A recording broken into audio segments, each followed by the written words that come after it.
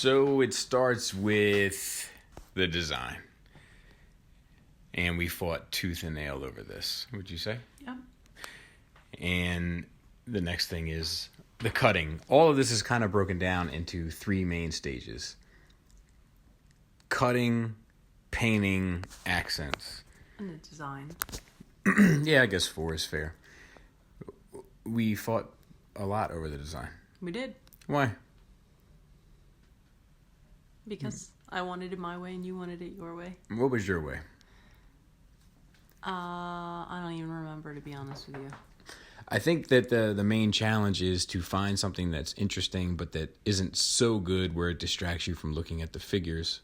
And my wife really likes to look at the diorama, and I need the diorama to be a tool to show the figures.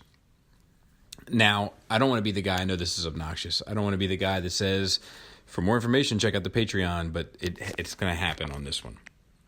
On Patreon, we did step-by-step processes on all the steps, the cutting, carving, design, painting, accents, etc., and that's where you'll get all this information. But what you see here, we're still in the cutting process. That's a soldering pen. I use that for some of the detail work. And then I was using a variety of different foams and pens, etc. You've never used a soldering pen? No. I feel like you would like to use it. Probably. It's pretty nice. It gets a little hot, and you gotta kind of back it down and keep an eye on it, or otherwise it'll get out of control and burn through the foam in a way that you wouldn't want it to. And now we're moving on to the painting process. This is all the base painting, which I hate, but you actually like? Yes, Why? very much so. It's just very calming to me. I find it to be very tedious, and I hate the drying process, and I hate the making sure it gets all in all the nooks and crannies, and I tend to overpaint. Yes.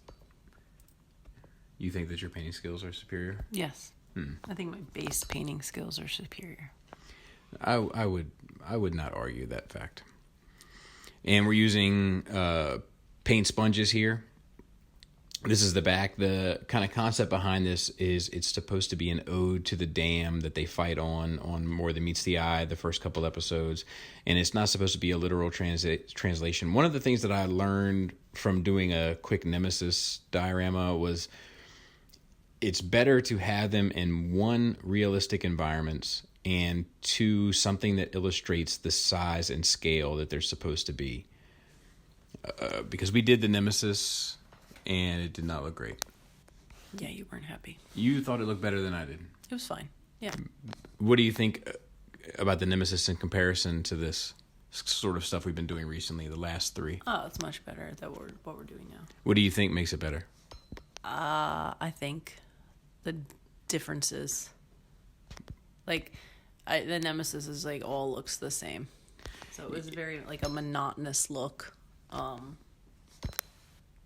This is some life to it. Yeah, and I also think that like the color palette, like even this is the base plate and this is the water element of it, and just the variation in blues. There's more variation in colors on this one piece than there is in the entire Nemesis paint or diorama, I feel like. And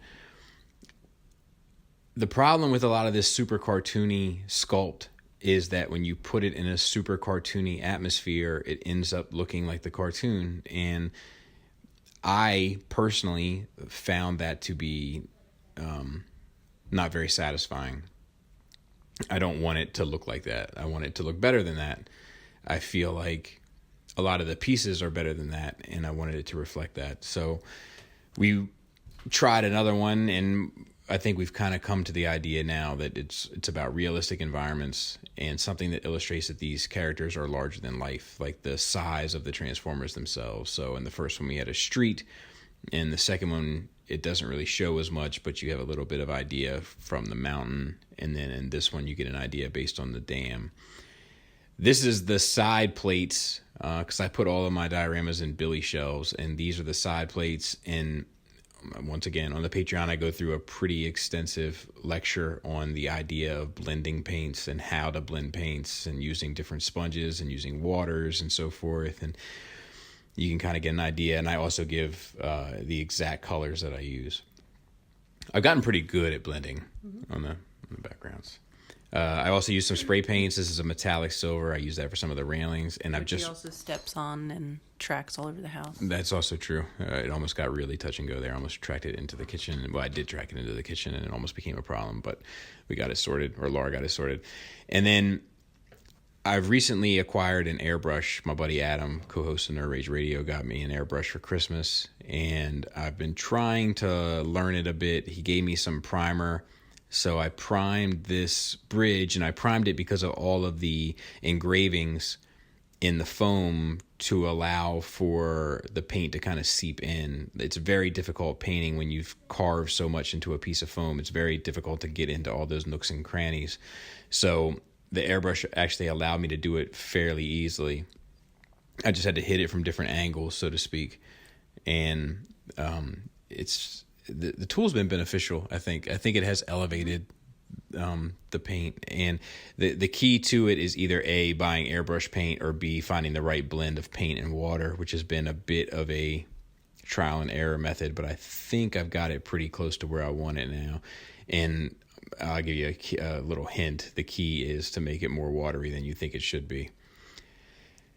After you get all the base painting done, we move on to washing, and this is kind of easy stuff. A monkey could do it, but it does give a good effect, and it gives a very weathered effect, and all the damn pieces needed to be weathered. I also feel like you got to walk a fine line with your color palette, because you don't want too many colors, but you don't want it to be so kind of, singularly themed like it was in the Nemesis either. So, is you painting your rocks? You built these rocks as well? I did. What do you think about these rocks? I think they're pretty awesome. Personally, we had to eliminate 2 of the 6 sets of rocks just for space. Mm-hmm. But how did you build them? Scraps. You just passed me chunks of scraps, and I just put them together with hot glue, and we formed them on the shelf. Yeah, she stood in there and kind of trim pieces and such in order to make it look dynamic, and they all ended up looking good. And the 2 that we didn't use, we'll probably find another way to use them somehow, some way. This is dry brushing. You had to be careful with this. Too much can make it look junky, but when we did this, and then we added the shadows and the kind of the wear and tear of what the water would have caused and time would have caused on this dam, then I think it all kind of ended up looking good. But you have to be careful with dry brushing, because too much can make it look trashy. There's a fine line. I mean, just look at the Siege figures, and you can kind of get an idea of what too much can do. I mean, even some Star Wars Black Series, they go too far. And now I'm washing your rocks. It was very difficult to wash them because of all the nooks and crannies, once again. I was using a sponge stick at first. I had to abandon it for a brush because I just couldn't get in all of the spots. And I'm always, whenever I look at these time-lapse videos, I'm always looking at, like, my phone keeps lighting up. I'm like, good grief. Dry brushing the bridge. I don't know. What is your favorite part of this diorama, do you think? What is the most effective in between the pieces, the elements of it? Because we have a bridge, we have platforms, we have... Probably the bridge. Yeah. Yeah, I think it's probably visually the most interesting. I don't know if the purpose it serves, if it serves it as well. This is more airbrushing. This is adding in some browns and greens and blacks in order to kind of make it look weathered. Once again, on the Patreon, we kind of go into more detail about the thought process behind this and the way to kind of cover this. I'm still not very good with the paint, like the airbrush. I'm still like getting used to it. This is only like the 4th or 5th piece I've ever airbrushed in my life, like piece of styrofoam. But every time I use it, I do feel like I get a little bit more competent. And I think that might be the key with it, is to just keep messing with it until you start to hone those skills. These rocks, I also highlighted and shadowed, and at the end of it, I put some grass effects, which you wanted to do, and you wanted to do more grass than what we ended up Yes. having? Like, do you think it's not enough? Well, I don't think you really see them very much anyway, so I'm not sure that it would matter. Yeah. It's a hard, like, balance to strike, because as you're going through it, you kind of feel like, is this too much? And then after I had them all finished, I was like, this might not be enough. And then the first thing that she said was, it's not enough. But, I mean, the nice thing is you can always go back and add some. But like she said, you don't really get to see them anyway, so it ends up kind of being a waste of effort, but you know they're there.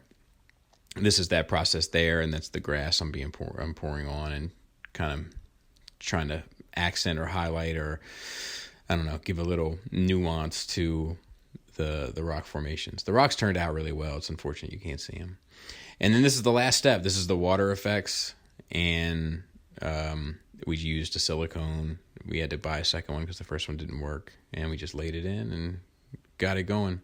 The next one we're doing is Dinobots, a War for the Dinobots scene, or a War of the Dinobots scene, which should be good, and all of that will be step-by-step on Patreon as well, and then an overview at the end on here, on the regular channel for you guys. What do you think? What would you grade this diorama as, 1 to 10? Probably like 8.59. Really? Yeah. I think I might give it a 7.5. I think it's effective. It needs to be better lit, obviously, but I'm not sure the love, attention that we put into it comes across on a shelf. I think it does a good job of displaying the figures, but I feel like we put a lot of time into this one and it didn't quite turn out. But you win some, you lose some. Overall, I'm happy with it, and I think it looks better than it did. And if I could do anything different, I probably wouldn't. But what about you? No. All right. Thanks for listening. Thanks for watching. Until next time, take care.